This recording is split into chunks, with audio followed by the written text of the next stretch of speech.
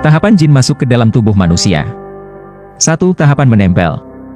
Ketika jin ini berusaha masuk ke dalam tubuh manusia melalui aura negatif di titik tertentu pada tubuh manusia, biasanya manusia itu merasakan beberapa reaksi tertentu seperti berat di pundak, sering pegal, sering merinding dan lain sebagainya. Kasus ini pada umumnya kasus jin sekedar menempel saja pada pasien. Penyebabnya sangat banyak sekali. Bisa karena pasien melalui tempat angker namun tidak membaca ta'awudz, doa perlindungan, lalu pasien diikuti hingga menempel di tubuhnya. Atau kadang terkena imbas sihir yang menyerang keluarga. Atau kadang disukai oleh jin yang baru menemuinya. Atau kadang melakukan sesuatu yang mengundang jin dan lain sebagainya. Atau kadang disihir, namun tidak bisa menembus sampai masuk ke dalam tubuh dan hanya menempel saja. 2. Tahapan pelemahan mental dan psikis.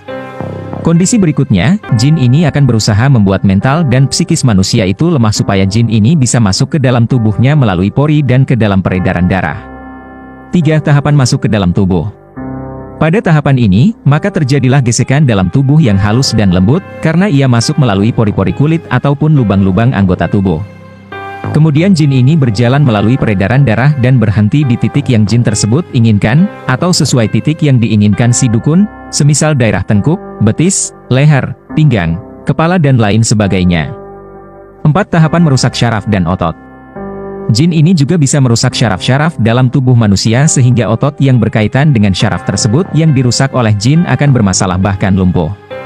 Jin ini juga pada tingkatan berikutnya akan masuk ke dalam organ-organ dalam manusia seperti jantung, paru-paru, limpah, lambung, usus dan lain sebagainya.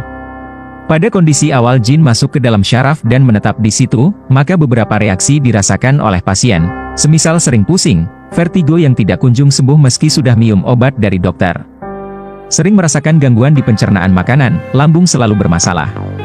Merasakan sesuatu yang bergerak-gerak di bagian tertentu dari anggota tubuhnya. 5. Tahapan mengendalikan sifat dan karakter. Kemudian pada tahapan si pasien sudah lemah mental, psikis dan juga tubuhnya, perlahan jin akan menguasai sifat si pasien.